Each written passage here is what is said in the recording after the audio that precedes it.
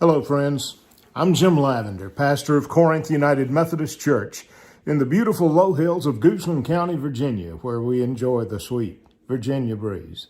This is the most beautiful time of the year. The leaves are blazing in the trees, and people are gathering in cozy spots beside the fire. And so I invite you to step in and be with me at our fire in our home today as I share with you this message that I reserve for this season of the year every year. It is about returning to God the things that are God's and being blessed because of that. What we do for God, friends, is an act of worship and praise. There is a song that I just dearly love that you can relax. I'm not going to sing, but I want to read you the lyrics. And I'll have the actual music to it in the background that my wife provides in the most beautiful way. But I want to share these lyrics with you because I want you to hear what they have to say. Ray Bowles wrote this song. It's called Thank You. And I want you to hear these lyrics. Listen to what they say. I dreamed I went to heaven. You were there with me. We walked along the streets of gold beside the crystal sea. We heard the angels singing, then someone called your name. You turned and saw a young man. He was smiling as he came. He said, "Friend, you may not know me now."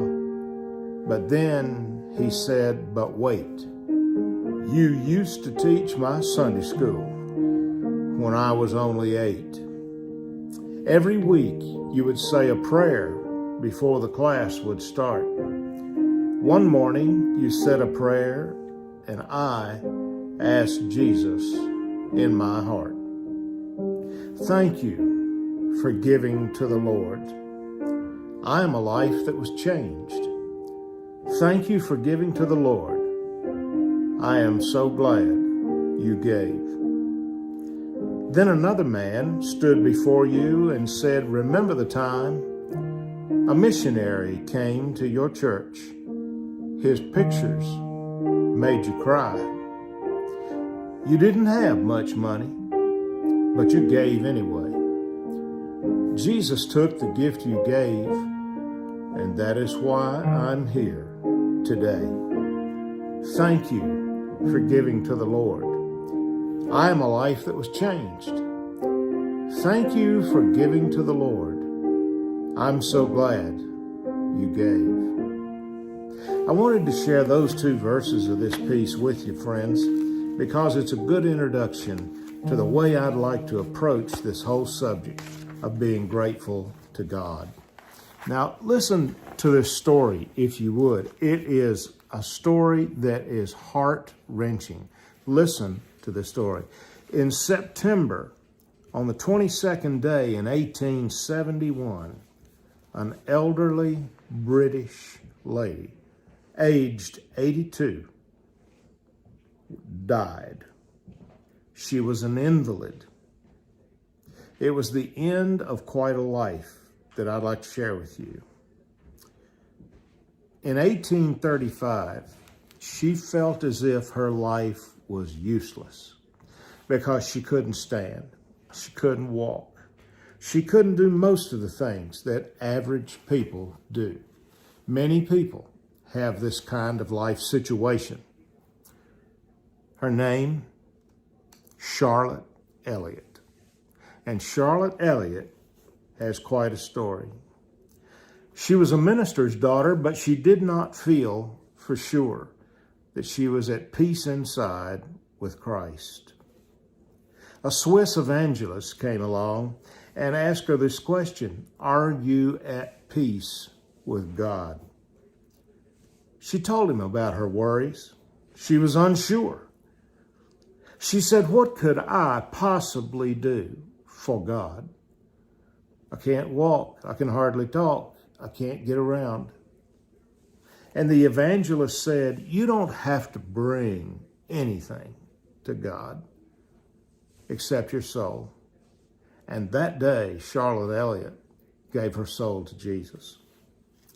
It was 12 years later that she was sad because her local church was doing a fundraiser for a special project. It doesn't say in the archives what the project was, but she wanted badly to help her church, and she felt there was nothing that she could do. And so Charlotte Elliott began to get some depression and worry, and then she took out a piece of paper and a pen, and she decided to write a poem and see if there was some way that that poem could help her church. She wrote the poem, and then she gave it to some friends. And almost immediately, her poem became widely known. In fact, it was published, and it was sold, and it was translated into literally hundreds of languages. It is in many, many hymnals, about 1,600 different hymnals around the world. This is what her poem said. Just as I am without one plea, but that thy blood was shed for me, and that thou bidst me come to thee, O Lamb of God, I come. Charlotte was able to help her church in a grand manner, and this piece of music became fantastic all over the world. Almost every Christian everywhere knows Just as I Am. But that is not the end of the story. It was 66 years later that a young man in England was riding in a sidecar to a motorcycle that was driven by his brother. Now, friends, if I were in a sidecar to a motorcycle driven by a brother, that alone would bring me to Jesus. But there was something dramatic that happened in this young man's life that day when he got out of the sidecar on the motorcycle and he gave his soul to Jesus. That man's name was C.S. Lewis. He is known the world over as an encourager of Christians. 99 years after that, a young man, 16 years old, on a farm down in Carolina, attended a tent revival, and it was there that he heard that song, Just as I Am, without one plea. And a young Billy Graham came and gave his soul to Jesus. Then it was 20 years later after that, in London at Cambridge University, that a young pastor named Billy Graham stood before 2,000 people and held a revival where people came to the Lord. And then in 1989, at Wembley Stadium, with 80,000 people in attendance, Just as I Am was played at the end of Billy Graham's message, and hundreds of people came and gave their souls to Jesus. Just as I am, though tossed about with many a conflict, many a doubt, fightings and fears within, without, O Lamb of God, I come. Friends, that's the beginning of a life with Christ that makes so much difference. It doesn't matter who you are, where you are, but if you think you are inadequate, and if you think you do not have everything necessary to be a child of Christ, consider that.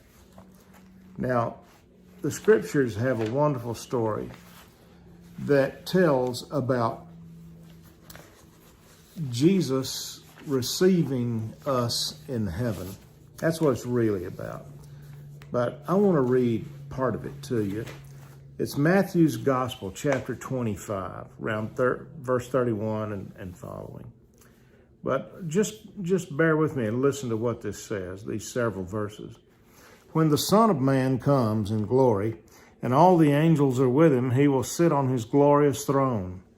All the nations will be gathered before him, and he will separate the people one from another, as a shepherd separates the sheep from the goats. He will put the sheep on the right, the goats on the left. Then the king will say to those on the right, Come, You who are blessed by my Father, take your inheritance, the kingdom prepared for you since the creation of the world. For I was hungry, and you gave me something to eat. I was thirsty, and you gave me something to drink. I was a stranger, and you invited me in. I needed clothes, and you clothed me. I was sick, and you looked after me, and I was in prison, and you came to visit me. Then the righteous will answer him, Lord, when did we see you hungry and feed you? Or thirsty and give you something to drink? When did we see you a stranger and invite you in, or needing clothes and clothe you? When did we see you sick or in prison and go to visit you?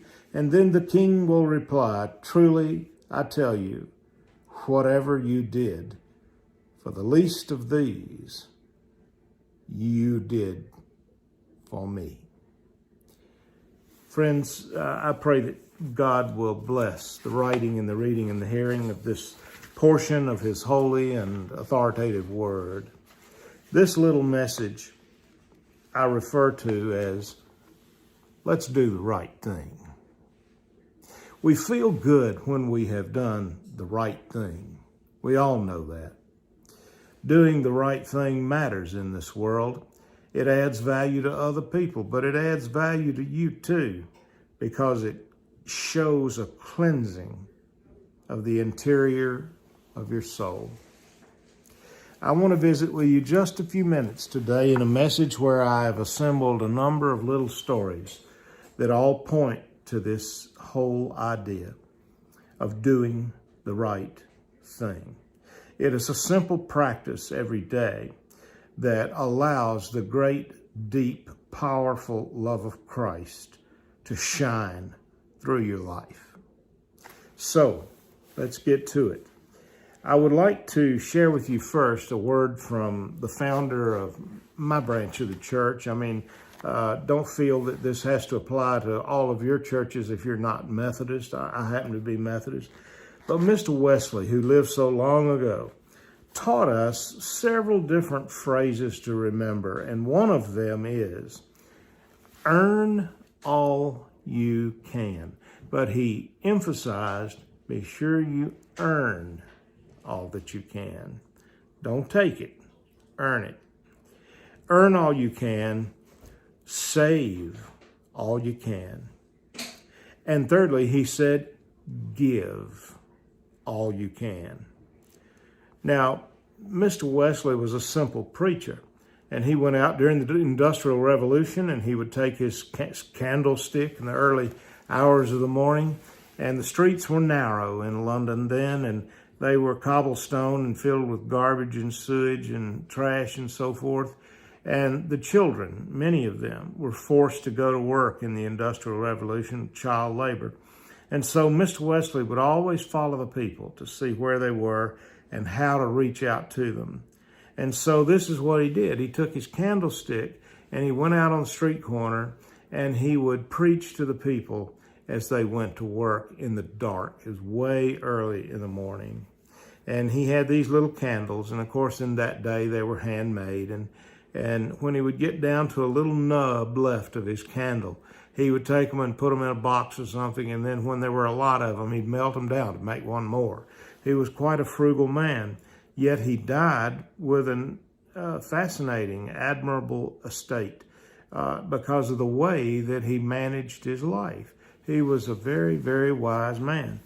And what he said to us about, earn all you can, save all you can, give all you can, is a great Christian principle because it allows you to honor God with your life by praising him with doing things that matter in his work. We believe that we should have our prayers, our presence, our gifts, and our service as a part of Christian life.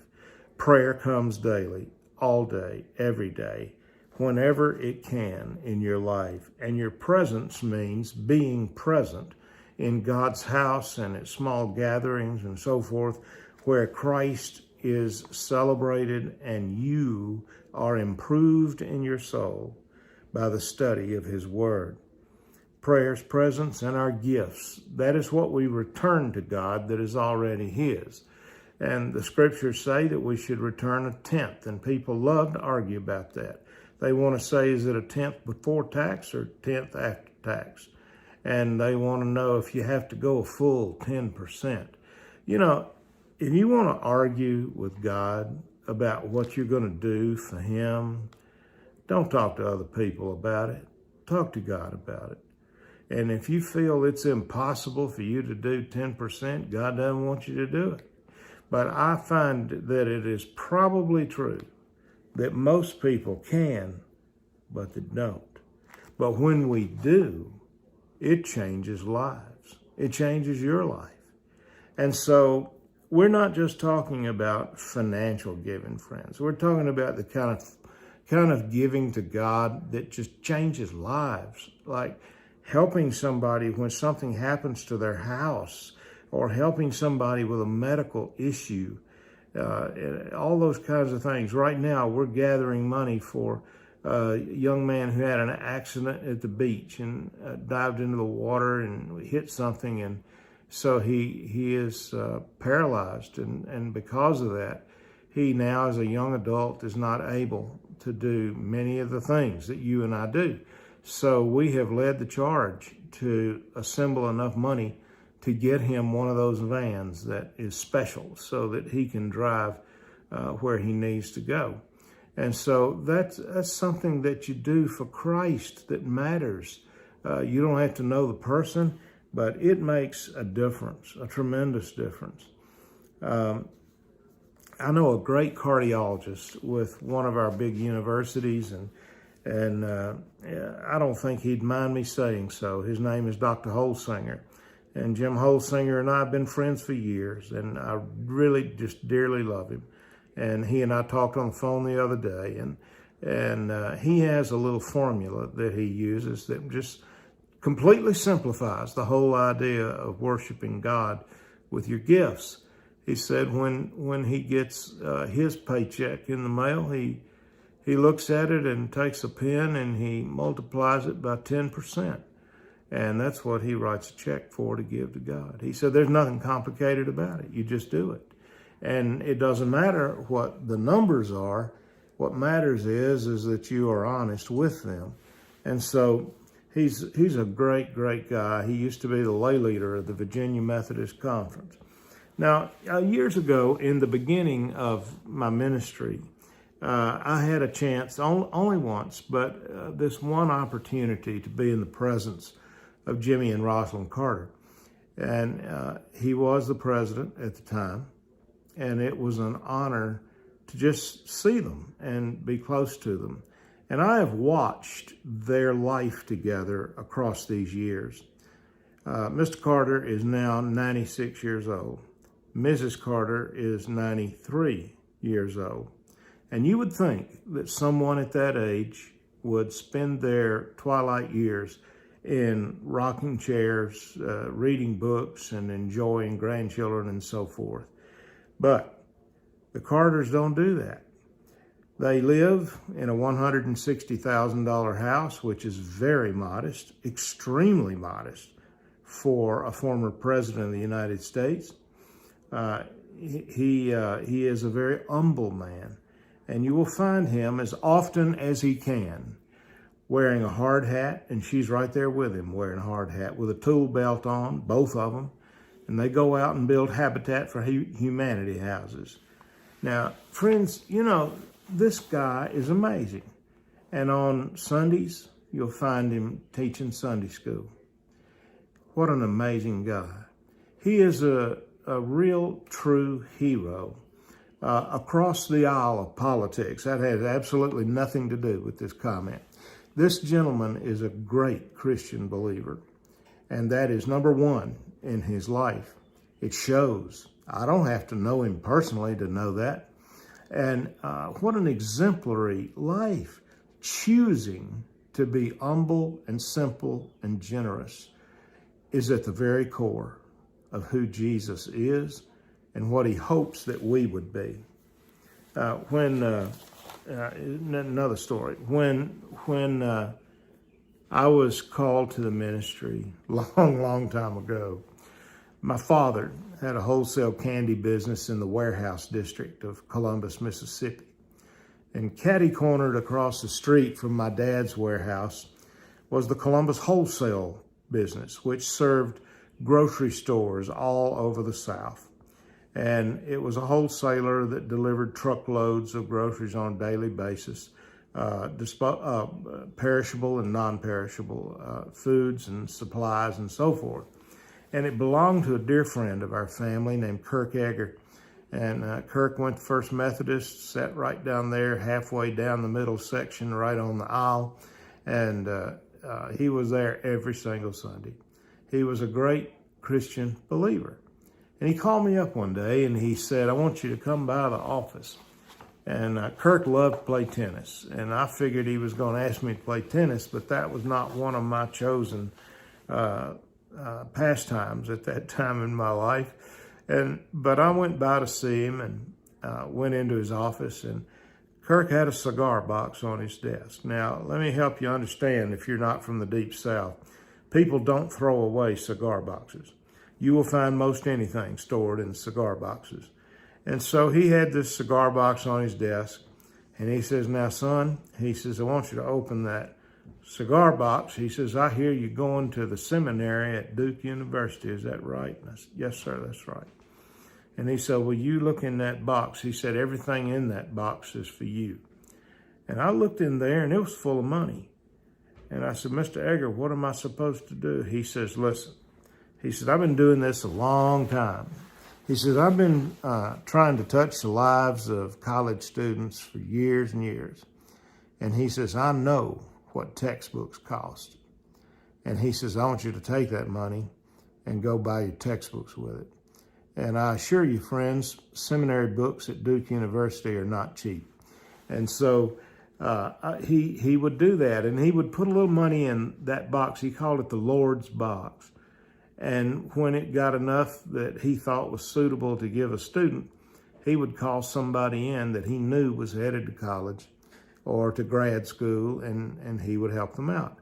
And there are doctors, attorneys, pastors, accountants, all kinds of professionals out there in the world today, and some that are just business students who've become a great success, and they got a start because Kirk Egger stood behind them. The Lord's box was a small part of Kirk's tithe. And the day that an arsonist burned Columbus Wholesale to the ground, Kirk stood on the sidewalk and he cried, and his tears poured down. But he said, you know what? This cannot hurt me. He said, the money's in the bank. I'm safe. No one was hurt. Tomorrow's another day. That is a Christian believer, friends. My hope is that in sharing this little message with you, that you might hear what Jesus looks for. Jesus looks for those who do the right thing, those who are willing to touch the poor, the lost, the forgotten. That is very much a part of who Jesus is. And if you do that, it will make a difference in your life that you cannot even describe. It is powerful medicine. Friends, do the right thing. I would like to share another message with you next week. I've been sick for about 3 weeks, and I'm okay now. So no cards and letters. I'm fine. But I'll be coming back to you, and I hope that in these cool days of the fall that we can visit by the fire many times. Glad to see you, but remember this word. Do the right thing. It's a Jesus thing. All right, friends, I'll see you soon, about a week. And remember that we love you. We come to you from Bear Creek Hollow Farm today by the fireplace.